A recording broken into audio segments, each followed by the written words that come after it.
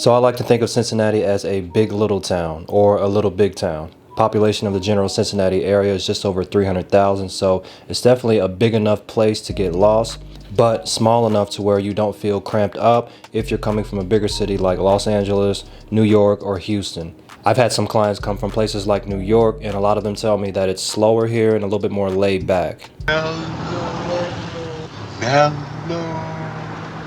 And that makes sense if you think about it. In a less populated area, there's typically going to be less traffic in and throughout the city, so things don't have to move as fast. If you have millions of people in one region, things just have to naturally move faster in order for everyday life to keep moving. So if you're a fast-paced, big city life kind of person, Cincinnati's not going to fall in that category for you. That's something you need to keep in mind if you're considering moving to Cincinnati. We're going to talk about that and several other things you should probably consider as well if you've been thinking about moving to Cincinnati, Ohio. Let's get into it.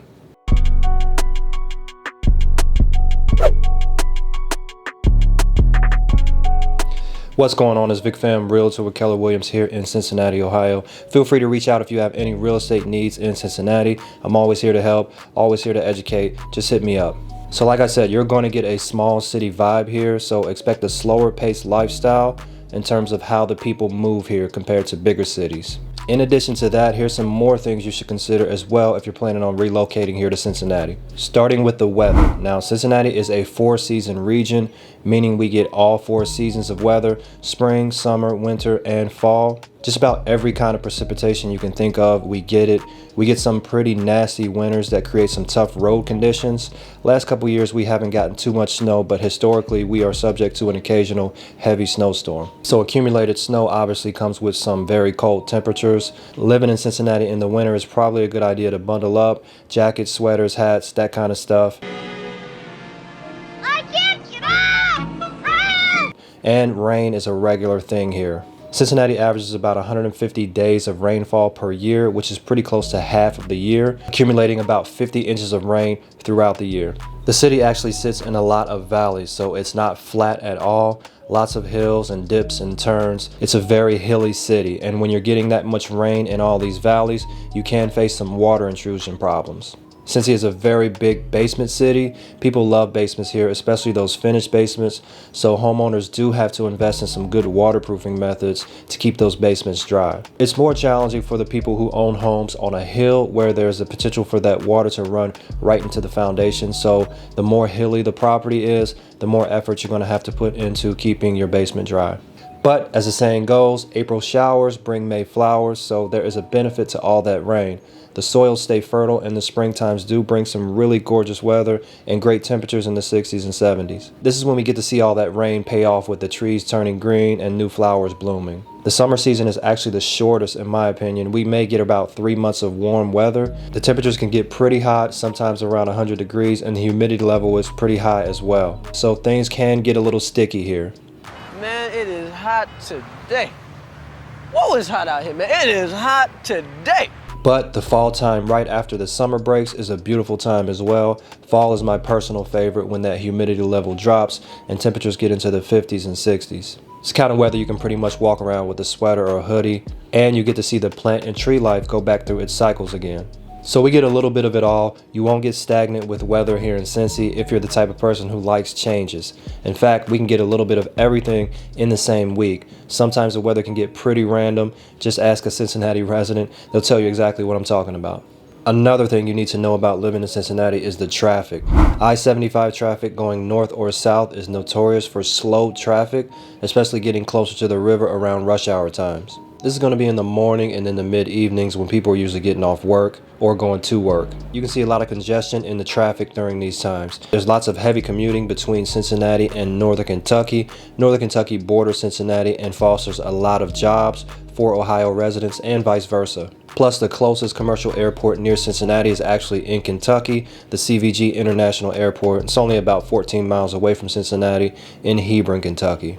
So if you combine all these daily travelers going to and from the airport with the regular traffic, it can get pretty thick on those roads. I would recommend just knowing some alternate routes into and out of Cincinnati, because I-75 via the Brent Spence Bridge is probably the most popular and most traveled route. When 75 is backed up, I like to take either I-471 and use the Big Mac Bridge to get into Cincinnati. Yes, it's known as the Big Mac Bridge because it's literally shaped like the arches at McDonald's.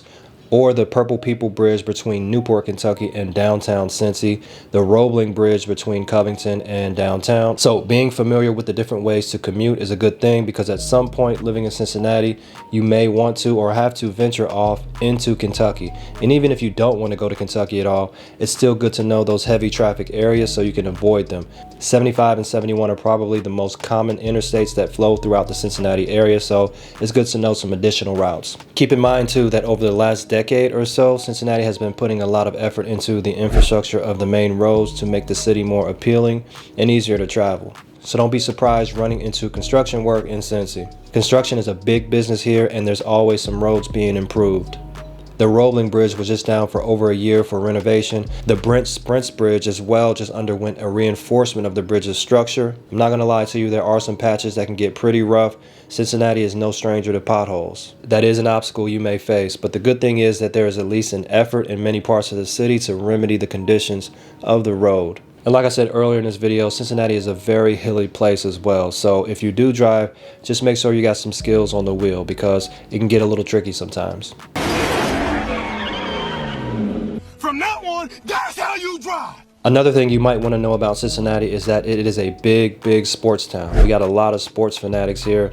Of course, that's good if you're into sports. If you don't really care for sports, just keep in mind that a lot of the professional sporting events are located in the downtown area. So planning events near here when the teams have home games may cause you to run into some congested traffic. The Cincinnati Reds baseball team plays downtown at Great American Ballpark, and just down the block is where the Cincinnati Bengals football team plays at Paul Brown Stadium.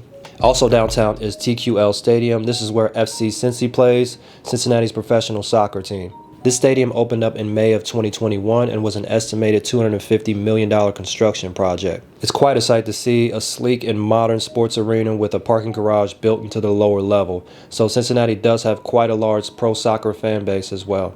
We also have a pro hockey team, the Cincinnati Cyclones, who play downtown at Heritage Bank Arena, and college basketball is a pretty big deal in the winter as well. The UC Bearcats, who play over in the uptown area known as Clifton, have a historical rivalry with the University of Xavier Musketeers basketball team. Xavier is located in the Norwood area about 10 minutes from downtown. So if you love sports, there's something here for you. If you hate sports and are still planning on moving here, keep in mind where these home teams play so you can maybe avoid some of these heavy traffic areas on big game days. Another thing I should mention about life in Cincy is the competitive housing market. Yes, it's still very competitive for both buyers and renters. Obviously, we know housing prices have gone crazy over the last couple years. A lot of the neighborhoods that were considered lower income prior to the pandemic have seen increases in home prices that are almost astronomical. So it's challenging to buy a move-in ready home even in the less desirable areas now. And a lot of places in Cincinnati over the last year have seen rent increases as high as 30 and 40%.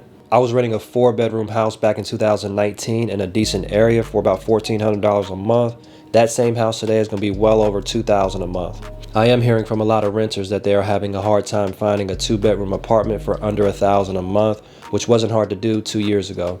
So I think we are really starting to see the effects of all the rent moratoriums and eviction bans during COVID that are now starting to fade away. A lot of property owners and landlords were suffering with the renters, so they're in a recovery mode now, trying to get back into a comfortable place in their business. And the best way for them to do that is just to raise the rents. It's unfortunate, but those are the effects and where we are right now in the market. Which is why, in my opinion, it's always a good time to buy if you can. If you can get into a house with a minimum down payment, just do it and get in the house and start building that equity, because it's times like this where owning a property really pays off. Single family homeowners are winning and so are the landlords.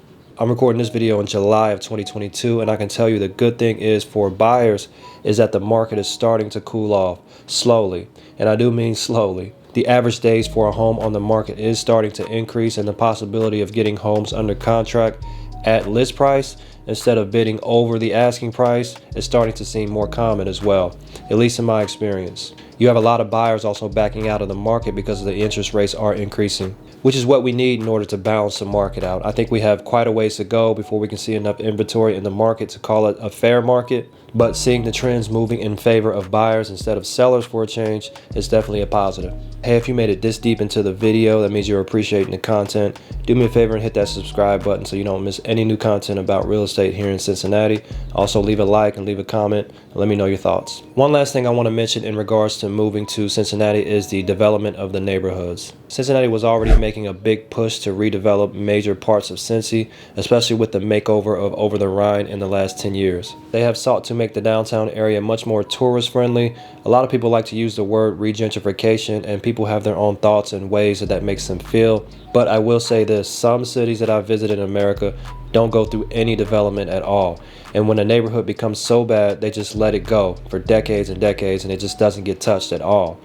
Living in Cincinnati, I do feel fortunate that there is a desire to rejuvenate certain areas after they get so far gone. So places like Over the Rhine, Walnut Hills, Evanston are starting to see these major makeovers, and are starting to add a lot of value and desire to the city.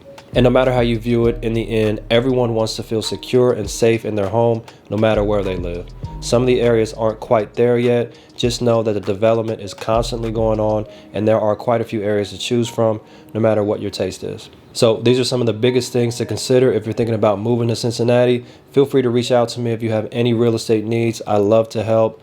Don't forget to subscribe to the channel if you want to stay updated on what's happening in Cincinnati. And remember, when it comes to houses in Cincy, you can always call Vic.